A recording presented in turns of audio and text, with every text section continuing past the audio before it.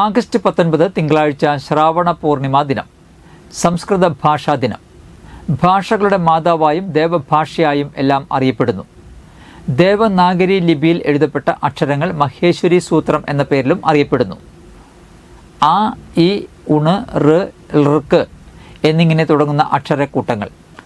ശിവൻ നൃത്തം ചെയ്യുന്ന സമയം കയ്യിലുള്ള ശൂലത്തിലുള്ള ഡമരുവിലുള്ള ചരട് തട്ടുന്ന സമയമുണ്ടായ നാദത്തെ പാണിനി മഹർഷി അക്ഷരങ്ങളാക്കിയെന്നാണ് സങ്കല്പം.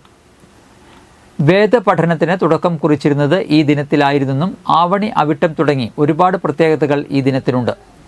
ആളൂർ രാജർഷി മെമ്മോറിയൽ ഹയർ സെക്കൻഡറി സ്കൂളിൽ ഈ വർഷത്തെ സംസ്കൃത ദിനാചരണവും ശ്രാവണ പൂർണിമ മാസാചരണത്തിന് ആഗസ്റ്റ് 16 വെള്ളിയാഴ്ച തുടക്കം കുറിച്ചു. ചലച്ചിത്ര താരം നന്ദകിഷോർ ഉദ്ഘാടനം ചെയ്തു. 14ാമത് സംഗമഗ്രാമ മാധവ പുരസ്കാരം തദവസരത്തിൽ ഡോക്ടർ നിധീഷ് ഗോപിക്ക് സമ്മാനിച്ചു. കൂടാതെ SSLC പരീക്ഷയിൽ സംസ്കൃതത്തിൽ A+ നേടിയ മുഴുവൻ കുട്ടികൾക്കും വേദിയിൽ പുരസ്കാരം സമ്മാനിച്ചു.